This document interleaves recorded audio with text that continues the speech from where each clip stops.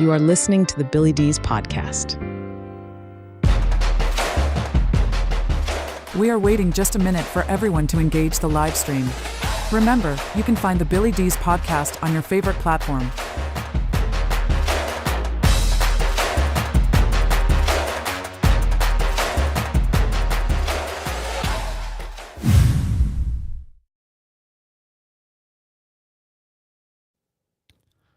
All right. Well, hello, everyone, and welcome to the live stream. We are live streaming on X and Facebook and a number of other different places.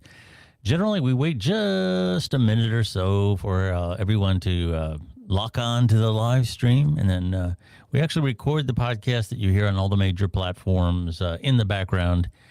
So we just invite the audience to come in live and check us out while we record the podcast. That's pretty much it. I'm going to wait just a moment, and then I'm going to go ahead and begin. Thank you.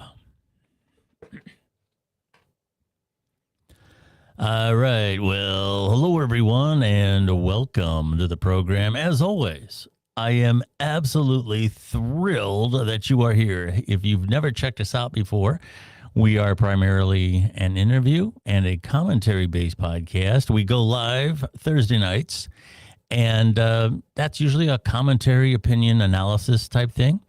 And yeah, we're live on, let's see here, X and Facebook, a couple of other places, Rumble's another one. And of course, the listens that we get and then so appreciated come off the major platforms. And we've been on now for... It's going on 10 years. The podcast in its current form is about 10 years old, so we appreciate all of you. I do have to start with a shout-out.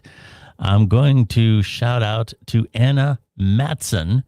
I was on her podcast, and it is available. You can find her podcast, which is, she has a title for hers, If People Only Knew. And she has people talking about things that you may not realize about them. And she had me talking about addiction and mental health. You can find that podcast here again, If People Only Knew, by Anna Matson, on your favorite podcast platform. And you can find Anna right here on X, Anna R. Matson. And she's also that screen name on TikTok. And she's a pretty big creator on TikTok. And I got to tell you, her videos, her analysis, she does a lot of politics, well-researched, well-delivered. She's as good as broadcast journalists, pundits, and so on. You really should check her out. It was a pleasure to be on her show. Our podcast today is titled is A Tariff by Any Other Name Would Still Smell Like a Tax. And a lot's going on with tariffs. We're going to talk about that a little bit. And I'm also going to talk about Val Kilmer. And I'm also going to talk about social media trends that we can do without. I spend a certain amount of time on social media, probably too much. I kind of make the excuse, well, with what I do, you know, I have to stay up on trending topics. So that's why I'm on there. Yeah, and, you know, of course, every once in a while, a girl in a bikini doing a dance helps a lot, too. But I do check out trending topics, and there's been some trends that I really have not liked happen on social media lately. So I'm going to talk about that a little. Okay, let's talk a little bit about the taxes first. As you may know, that the United States, President Trump, has put in new tariffs of American imports. And today, we're in production April 3rd. There's been some rumblings around the world and on the various stock markets and things, investors, so on. And let's see here. The taxes go something like this, if I have these correct. 34% levy on goods from China on top of an earlier 20% tax. 20% tariff. I'll talk about the tax thing in a minute. And as well as a 20% tariff on the EU, 24 on Japan, 25 on South Korea. And that's just kind of one of the ones that I found here with some basic research. Let's go to what some of the major players in our government have to say about this. I have a clip from Senator Kennedy, and then I will review what Rand Paul has to say about this, but we'll start with Senator Kennedy. We're in uncharted waters. Tariffs are more art, in my opinion, than science. Tariffs are like whiskey. A little whiskey under the right circumstances can be refreshing. Too much whiskey under the wrong circumstances, and you end up drunk as a goat.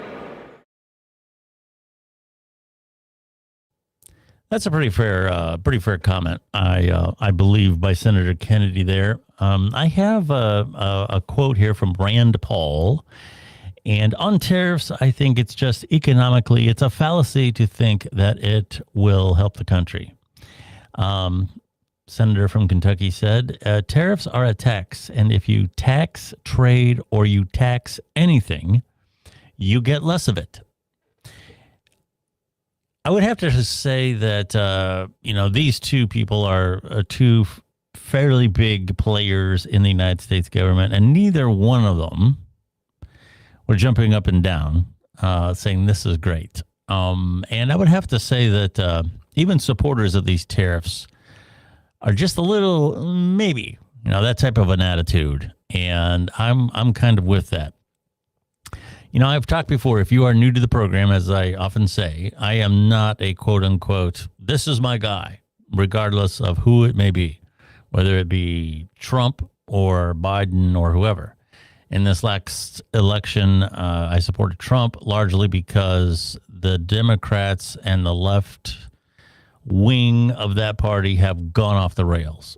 And it was, if my choice was between the absolute lunacy that was happening on the left and what was, becoming the new Republican Party, I opted to go with that. But as a supporter, I don't support anything but what I feel to be is objective analysis. And that's pretty much it.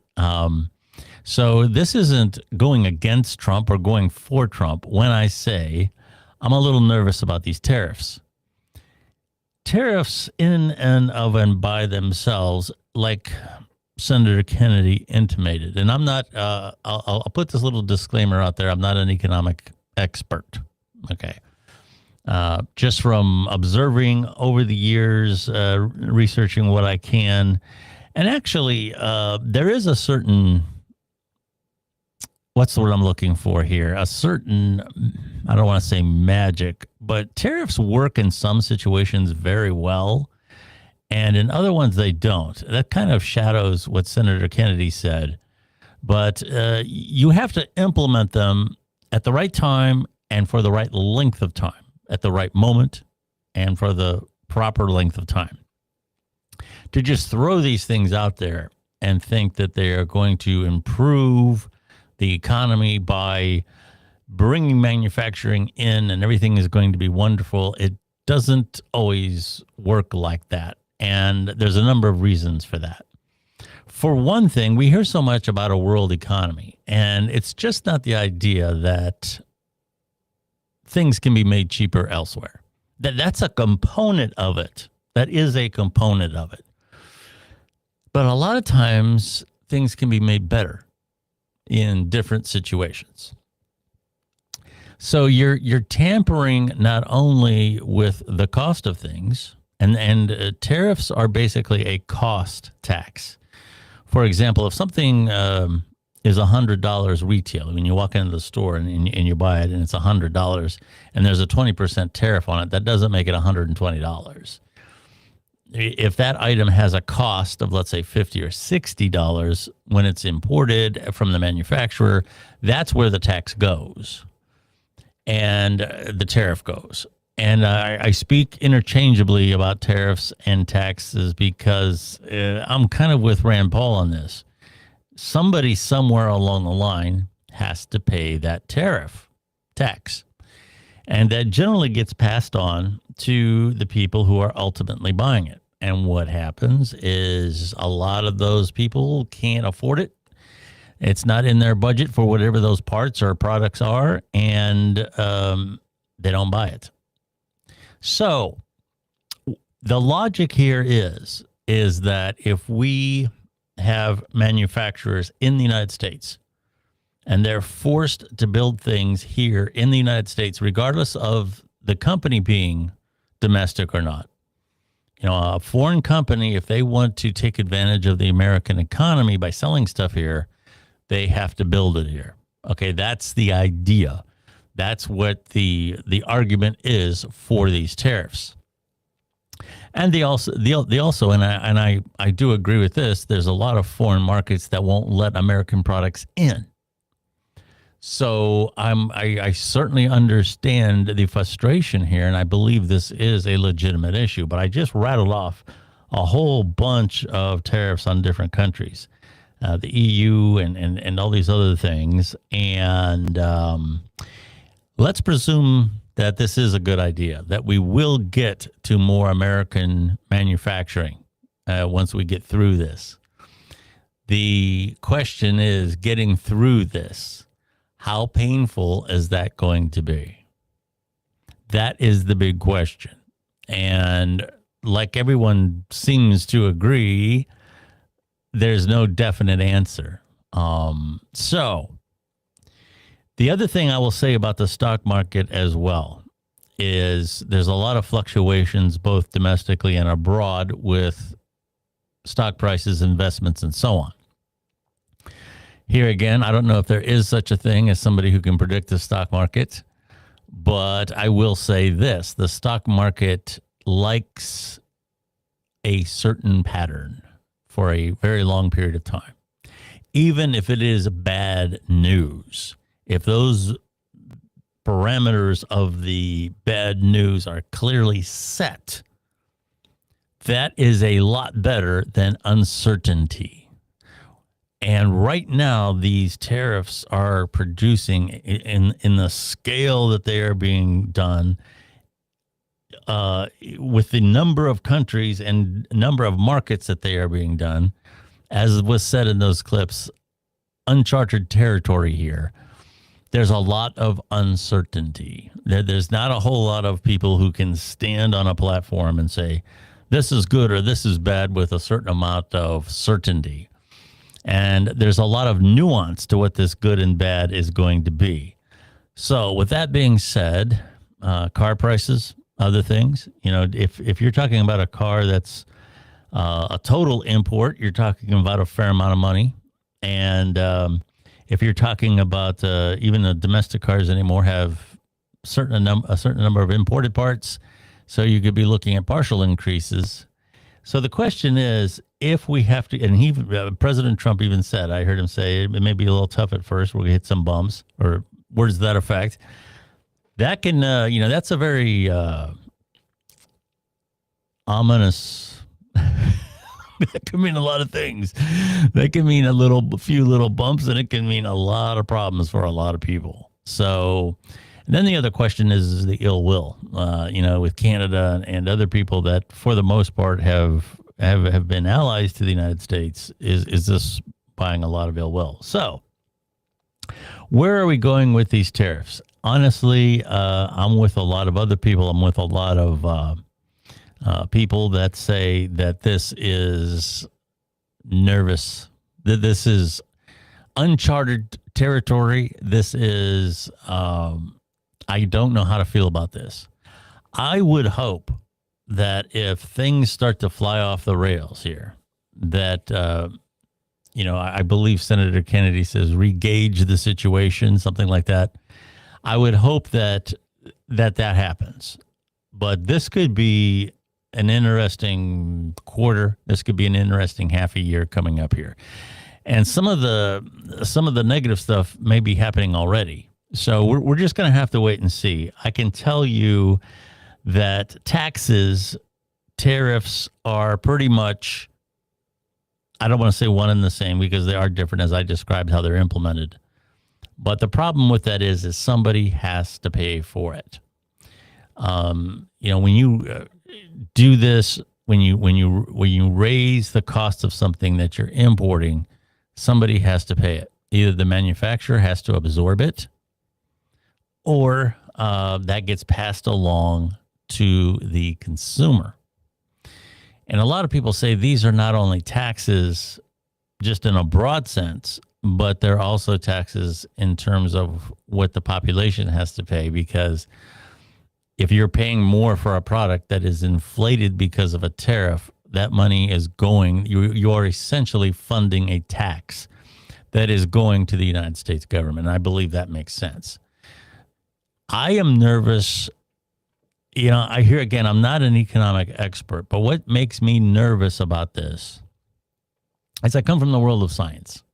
Okay, I'm not a professional scientist, but it's been one of my passions. It's probably been one of my regrets in terms of I didn't concentrate on it more as a career. But the one thing you don't do is tamper with an experiment. And what happens, in my opinion, this is my opinion, when you start doing tariffs to this degree, the science of economics, let's call it that, supply and demand, when you start tampering with that, you're creating artificial values. You're creating artificial, in some cases, things cost more than they should. In some other cases, they cost less than they should because of these tariffs that have been thrown into values. And these values, this probably is what makes me nervous about this more than anything else. These values not only apply to the value of a product. Okay, so you have a product that has a given value in terms of how much it costs to make, how much it costs to sell at a profitable price. But you're taking that and you're inserting a value that doesn't really exist. You're inflating the value of that product in terms of how you can resell it. And probably the scariest thing of all in terms of value is the money itself starts to become what exactly, when you say something is worth $100, okay, now it's selling for X amount of $150 or something because of all the changes that have gone on in the economy, how the competition has now been interfered with. So the value of the dollar itself, how many dollars is this actually worth? Which calls into question, what value does a dollar have internationally and some other things. So I really don't like artificial values in terms of interfering with cost and supply and demand. I kind of like to let those things be natural forces. I think that tariffs should be used in moderation, just like you take medicine. You want to take the medicine to cure an ailment. You want to take the medicine to tweak your overall health. And then once the medicine has done its job, you take it back out and let the natural processes feed out. So the argument is too, and I'll just throw this out there before I wrap it up. There's a certain element of protectionism here. And if that's the goal of these tariffs, then you have to argue that out in a different way. I know there's a lot of people, there's a new movement. I've listened to them a lot on social media and other places that really want the United States to be more or less an island unto itself. And maybe that was possible in years past, but I don't know with the global economy, with technology, with the supply chain for technology. That's going to get a little sticky because a lot of those things that we are importing, we need badly. And there's only so many places you can get them, just like the rare earth elements, minerals and things that we are using for technology. There's only so many places that you can get them easily. So this is something we should be treading into very lightly. And I just hope that if it comes necessary to pull the plug on some of this, it's done quickly. But it's going to be interesting. I mean, there's always a chance that this is really going to be a great thing. But boy, I tell you what, I'm really nervous on this one.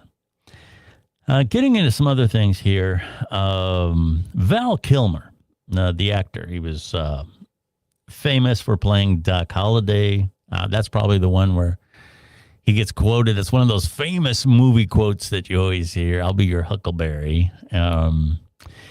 I became familiar with who he was. I'm of the age, Tom Cruise and I are about the same age, minus a few years here or there. When Top Gun exploded onto the scene in the mid 1980s, it was hard to ignore that movie. And Iceman, kind of what put him on the map in terms of a worldwide recognizable star. He had some notable roles. He played, in The Doors, playing the Jim Morrison character. And Heat, I believe, was another one I really enjoyed him in. There was a couple of them. So great talent. And he is, what saddens me about this, and I've touched on this before, he represents another person that, here again, when I talked about him in the 1980s, this was a guy who was very good looking, just, ripped, gorgeous, larger than life on the movie screen. And I've said this before, the other people of that time, whether it be Michael Jackson, Prince, off the top of my head here, one of my favorite musicians of all time, Eddie Van Halen. These were people who seemed larger than life during my youth. And here again, by this time, I'm already in my, 20s or something like that. When Top Gun came out, I was probably 19 or 20. And how quickly people that are larger than life disappear. That scares me. It really, really does. How time just stops for no one. Apparently, he had throat cancer, and he was battling that for approximately 10 years. He died at 65, and 65 is one of those ages where it's not particularly old by today's standards, but it's old enough that that's when, things happen. But it's probably too young by today's standards, and he also represents a style of actor that you really don't have anymore. And Gene Hackman was another one here in recent memory. These guys were just very skilled artists, fantastic characters they could create, and they would absorb themselves into these characters. And I'm not a Hollywood movie buff. I'm not one of those, but I can appreciate people who are really good at their craft. And I'm going to say you just don't have that anymore. I mean, even the ones that still exist, let's say Denzel Washington, incredible actor. There's a number of others, for sure. I don't want to leave anybody out. Yeah, Tom Cruise is actually what I would call one of the last studio movie stars. He is famous for being in movies. He is famous for these incredible stunts that people go to watch on the big screen. He is somebody that actually draws people out the theaters. He has an appreciation for cinema. One thing I appreciate about him is you don't turn on your TV and there he is selling cars and Bitcoin and all this bullshit. He really takes the craft of movies, of stunts, of telling a story and being excited about thrilling an audience. These are everybody I just mentioned here. It would be hard for me to come up with a director, to come up with a producer, to come up with a contemporary actor. Certainly numerous ones on the scale of what these guys were. Living or dead, all the ones I mentioned. Those guys are either dying off or they're getting into the twilight of their careers. And it represents the end of an era of how stories are told. The one thing I really appreciated about Top Gun Maverick is there's a lot of people in the audience who are just thrilled to actually watch real jets. The thing about I can appreciate stage acting. Stage acting is something where you can't do take two. It's an actor interacting with the audience. That part of it is a magical thing. But when movies came along, when they first came along, the whole idea, if you remember, if you look back at some of those old black and white silent movies with the stunts, the wing walking and hanging from buildings and all this other stuff, the reason that was done is movies can take people places that you can't take on a stage performance. The movie can take the audience, transport them somewhere that they can't be transported when they're watching a stage play. And somehow or other, we've come around to, with all these CGI effects and we're essentially watching stage plays when we go to a movie now. We're watching stage plays. Most of the scenes, most of the action sequences aren't really happening, or they're only happening in part. So these guys that were really dedicated to cinema and really dedicated to the art. You listen to the Academy Awards now, and it's I don't know, that has eroded, and I'm sorry to see that. And somebody like Val Kilmer passing is just another sad thing that solidifies my position on that the greats are starting to disappear. What's left of the greats, from the golden age of Hollywood to what was the new Hollywood there for a while.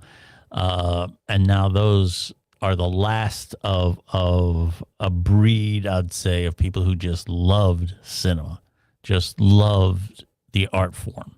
So rest in peace, Val Kilmer. You will be missed. Trends we can do without. I'm going to talk about social media here on our last segment here. Like I said, I spend a fair amount of time on social media, and I do that to monitor things. I like to check out. Oddly, I've been trying to keep watch for what other podcasters are doing with social media. There's a lot of changes happening in social media, so I kind of try to follow the trends of what's working and what's not. And especially people who do content around current events, how they're being heard, how they're presenting themselves, how they're presenting their shows. These are all things, you can learn a lot from social media.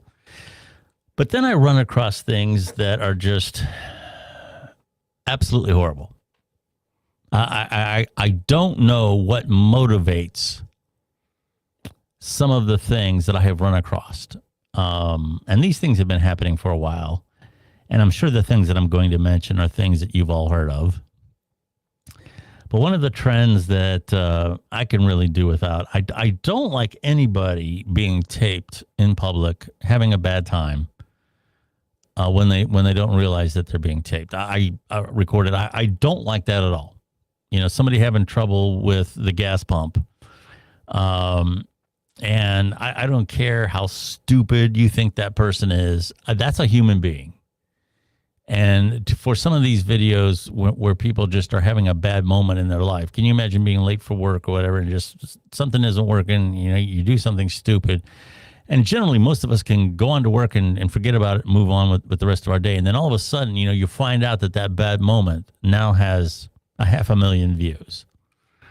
Not that all of them get that many views, but that's the hope. That's why people record these things, because they want to be the person that captures a silly moment that goes viral.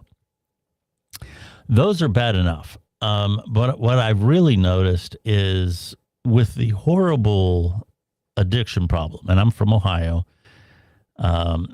in my interview that I had with Anna Matson, one of the things I talked about is my work with nonprofits, my volunteer work with nonprofits. The addiction problem has hit Ohio particularly hard, and there's so many things on display now right in the middle of the street all across the country that just simply were not there in years past. They might have been there once in a while. You would see somebody, intoxicated or something like that. But you can drive through some neighborhoods now, in some of these major cities in particular, where there are just people all over the place suffering from addiction.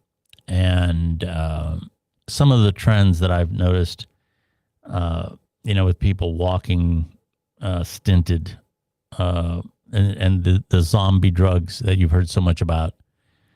I've seen these people walking in some of these videos where people are set them to music, like the Thriller dance, and they set these people to music as they're stumbling, in some zombie-like fashion down the street.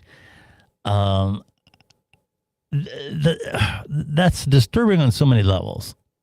And I know with addiction in particular, the reason that people think that that's funny is the backdrop to it is that they think that those people made some sort of a choice to be that way. And, they don't want to work and they would just rather be on the street and live like this. So therefore, it can be a subject of ridicule.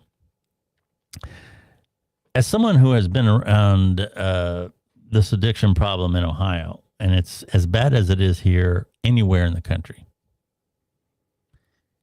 I can tell you that the path to addiction is not, it is not somebody waking up in the morning and telling themselves, I'm going to wreck my life today. I'm going to get addicted. Now, I can tell you that, in a country of 300 and some odd million people, I'm sure there's people who have lived reckless lifestyles and partied themselves into addiction. I'm not saying it doesn't happen, but that's not the path to addiction here in Ohio, and it's not the path to addiction for most people. I spoke about this on Anna's podcast, and it's been a while since I mentioned it here, so I'll just very briefly talk about it here. We've all heard the analogy where you can put your hand on boiling water, and there's steam coming off that, and you feel it right away. Okay. There's another way that you could get into, let's say, water, and it's room temperature, and somebody turns up the heat. You're in some kind of hot tub or something like that, and somebody just cranks it all the way up. You won't feel that heat right away. Okay, that heat just keeps rising and rising, and when you start to feel sick, when you start to feel, like your head is going to explode, that's when the heat has overtaken the inner parts of your body. And at that point, you're already, even if you get out of the water right then, you are in a very dangerous situation. And if you were just to put your hand in that same hot water, you wouldn't get in it like that. Okay. And that's kind of how addiction works. It's kind of like getting overweight. It doesn't generally happen in one day. It just happens in increments. You put a few pounds on, it's no big deal. I can lose it. And it just, and as time goes on, it doesn't work out that way, and you have to take action. And I'm pretty sure we have all had the experience of having a bad day at work. Maybe you've gotten some bad news. Maybe your spouse tells you, hey, I'm not so sure I'm happy. Maybe we should start talking about getting a divorce. And in any of those moments, man, I could sure use a beer. Now's a good day to crack open that bottle of wine. Man, I could sure use a cigarette. I could go on here, but you get my point. We've all had those moments. And a lot of the time, those moments pass without incident. But then there are other times when they don't. And they can become more escalated. Yeah, I cracked open the bottle of wine, and now it's, the half of the bottle is still there on the next day. And you know what? I might as well finish it off. And it goes from there. Pretty soon, well, I really enjoyed that bottle of wine. Maybe I'll pick up another one for the weekend. And it goes on from there. If you've gotten really bad news, you might go to the medicine cabinet and find some pills that you had from your last root canal. Hey, those things made me feel pretty good. Boy, I could take one right now. And here again, a lot of times these things pass without incident, and sometimes they don't. Sometimes they grow. And what I'm mentioning, I'm just kind of tossing these things out there. You got to keep in mind, these things don't happen in one day. They happen over a week, 2 weeks, 6 weeks, 3 months, 6 months. These little increments just keep happening.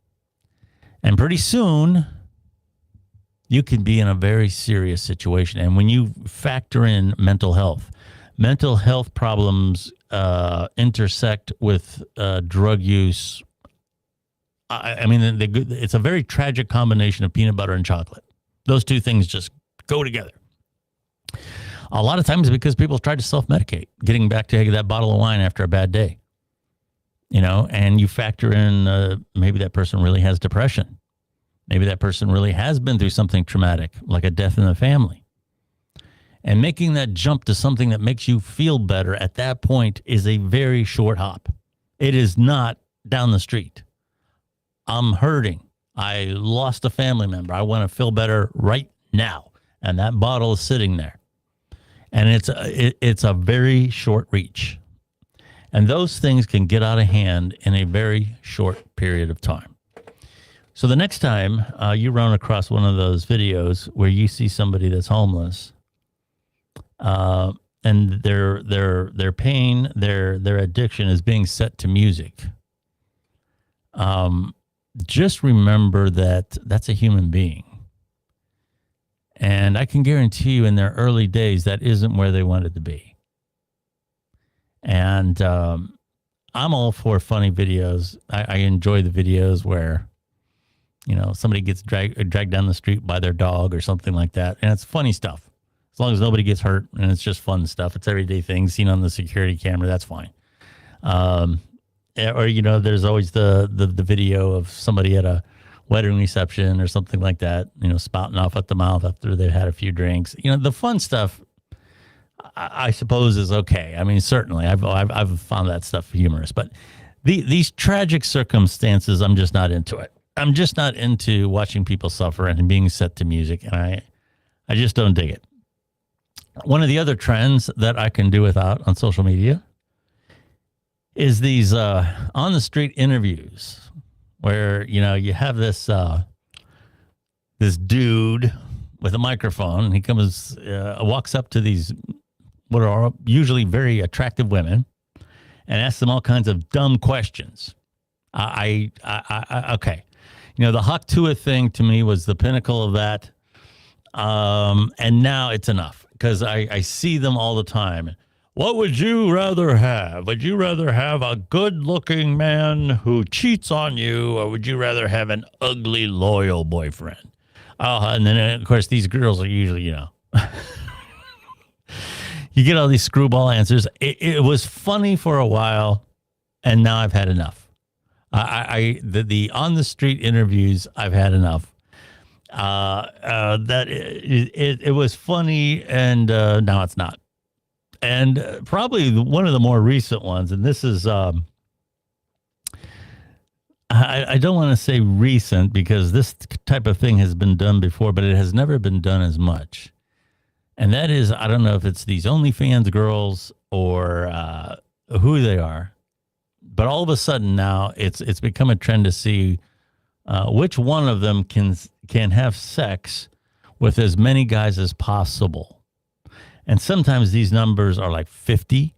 Sometimes they're like 100. Somebody pulled a stunt where, they were going to try to achieve 1,000 in 24 hours. I don't even know how that's right. And how much of these are actually true and how much of them are actually hype, I don't know. But you typically see these guys lined up and they all have bags over their head because they don't want to be seen. And they're lined up down the street waiting to go in this room. And I don't need to explain it anymore. You get the drift. I don't know how this became a trend. But these are very unsavory things. These are things that are emotionally unhealthy. And these are things that are physically unhealthy. I don't care whether you wear a condom or not. I do. There's such a thing as safer sex. I don't know that there is such a thing as safe sex. A lot of things that you can get by having sex aren't necessarily transmitted with bodily fluids. There's a lot of things that just by contact of the skin. Herpes is one of them. Any number of the more dangerous viruses that live on the skin. That's just not a good thing. And what having sex with a lot of people and the contact of the skin, mixing all those body chemistries can in and of and by itself be a breeding ground for bacteria. And I just don't know that this is something that we should hold up as that's cool. I don't know. I'm not a prude or anything. I'm not by any stretch of the imagination, but I'm not even sure that would be enjoyable. I can't imagine, standing in line with a bunch of guys waiting for my turn. What would be enjoyable about that? I don't even find that erotic. I mean, it's certainly not talking about love. It's not even erotic. There's nothing stimulating about it to me. I just find the whole thing creepy.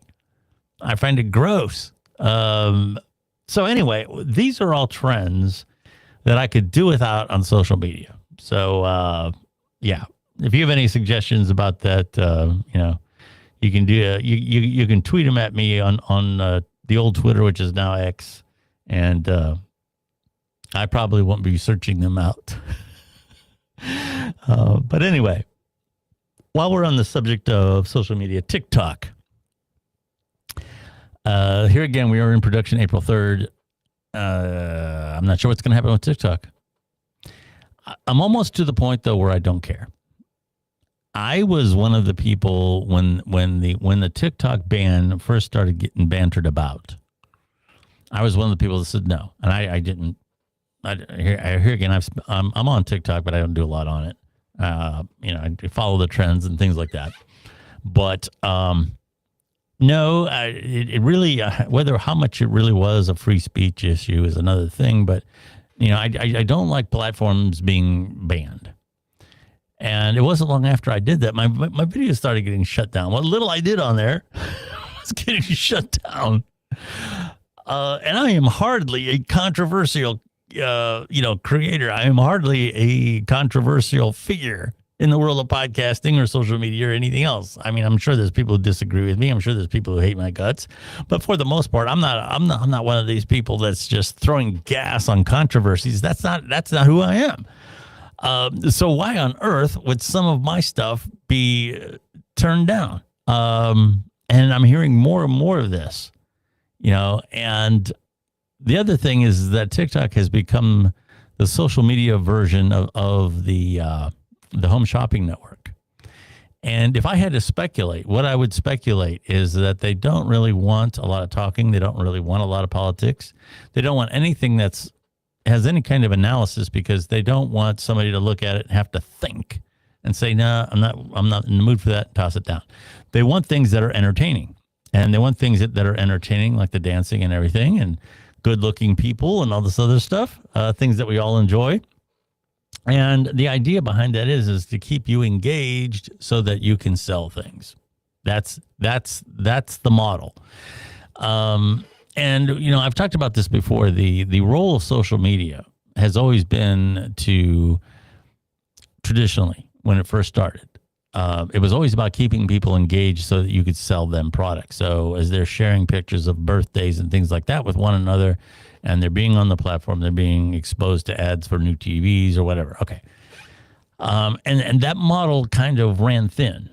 And it's different things were being interjected. When social media first started, I remember people asking questions online. Would you pay to use this service if somebody charged it? And it seemed like it was a far-fetched idea. Well, now, you have to pay for subscriptions in some cases. To have a fully recognized account, you have to pay a fee.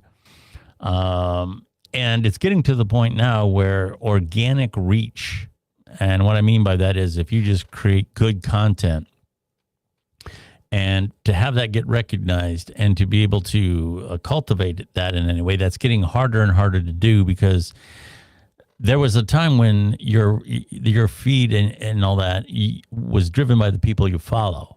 And if you had a lot of followers, people, that you came up in their feeds, and it was easy to expose them to different things that you were doing and cultivate a relationship with them. And now everything is in these For You algorithms. And that has changed. And what has happened now is there's a 2% chance. That's the last statistic that I heard.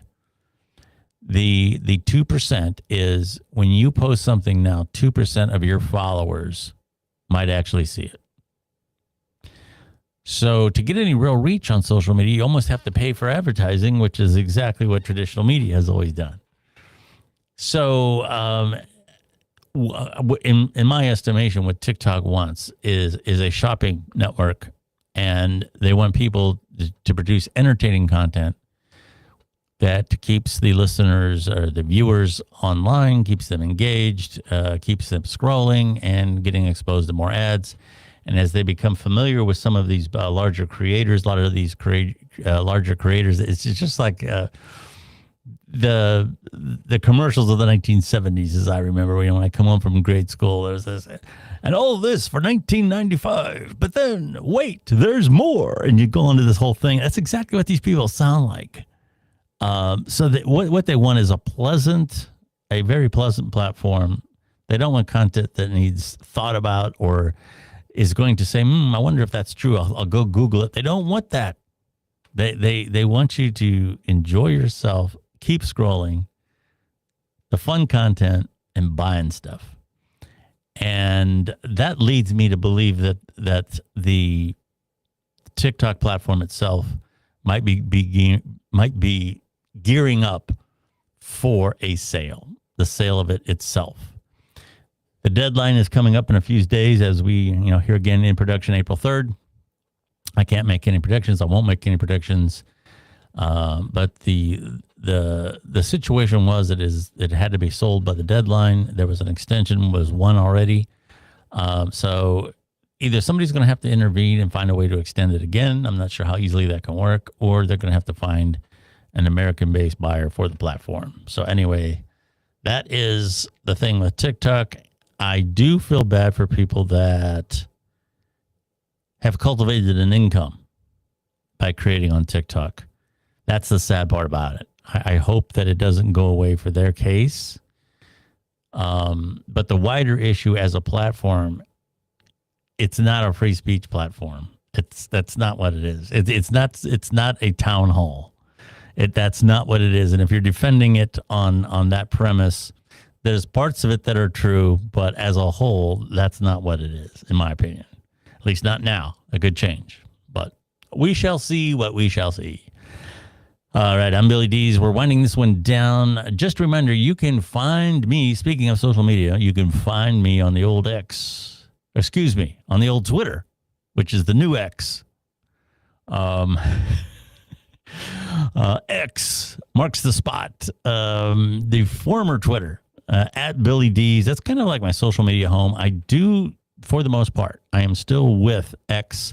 I do like the real-time nature of it. The real-time nature of it is very hard to beat. When there's a breaking story, that's where you want to be. X has always been that. It's also been a good place for journalists. It's also been a good place for long-form creators. You can do videos now. This podcast is a perfect example of that.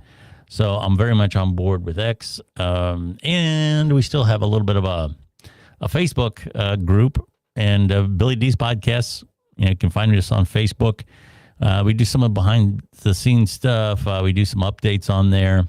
We don't charge for any of this stuff. The listeners are what matter. So if you're following me on social media, there's no subscription. There's no paid subscriptions to the podcast, and you can find us on all the major platforms. We have a 10-year history, and there's no cost to any behind-the-scenes stuff, anything like that. The revenue streams, I've from my earliest days in this business, which goes back to the late 1980s, long before social media as we know it, but in media in general has always been, the listeners are what matter. The listeners are why you're here. I've had the honor of having listeners for many, many years. And that's not a resource. And other people may do things, have a different philosophy. That's fine. But my audience base is not something I want to tap into for a few extra bucks. That's not how we work.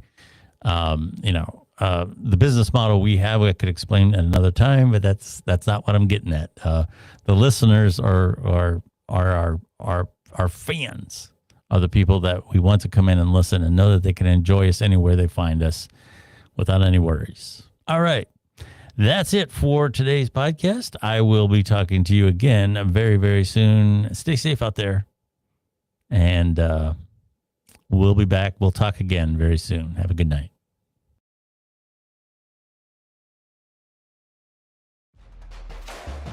Thank you for listening to the Billy D's podcast.